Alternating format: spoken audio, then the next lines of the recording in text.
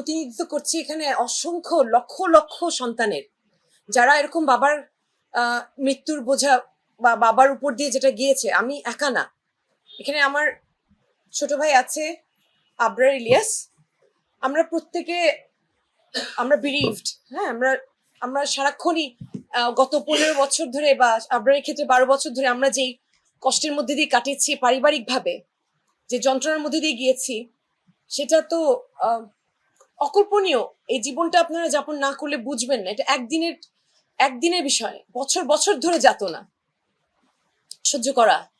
আর যেরকম ইকরাম সাহেবের মেয়ে বলেছিল, বাবা তুমি কান্না করছো কেন, আমি এরকম বলতে বাধ্য হয়েছি। আমার এরকম একটা সময় গেছে, আমি এটা বলেছি ফোনে। তারপর যখন আমি ছুটে আসলাম, আমি আমার বাবার কান্না ফোনে শুনেছি। অর্ণব তো আরো অসহায়, তো সেটাও শুনিনি, এখনো জানে না। আমাদের এই কষ্টটা হয়তোবা কেউ এখনো পর্যন্ত ওভাবে তুলে ধরতে পারেনি। ছোট ছোট বাচ্চাগুলোর বাবারা ফিরে আসছে না, বা কেউ হয়তোবা মারা গেছে, ওরা জানে। আমি যেহেতু বড়, আমি ওদের হয়ে বলতে পারি, আমি যেহেতু আমার মুখে কথা আছে, আমি স্পষ্ট করে বলতে পারি যে আপনাদের জানা দরকার যে আজকে যে স্বাধীনতাটা, সেটার পেছনে কত অশ্রু গেছে, কত রক্তাশ্রু গেছে, এবং এখনো যাচ্ছে।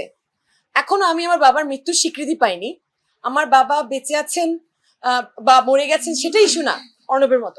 আমার ইস্যু হচ্ছে যে আমার বাবাকে সরকার বাঁচিয়ে রেখেছে, সরকারি নথিতে আমার বাবাকে এখনো জীবিত রেখেছে। মৃত্যুর পরও তাকে তারা শান্তি দেয়নি, স্পেয়ার করেনি, তার মৃত্যু সনদ আটকে রেখেছে। হ্যাঁ, কাগজে কলমে তাকে জীবিত রেখেছে। অদ্ভুত একটা সিনারিও, হয়তোবা শুধু বাংলাদেশেই সম্ভব।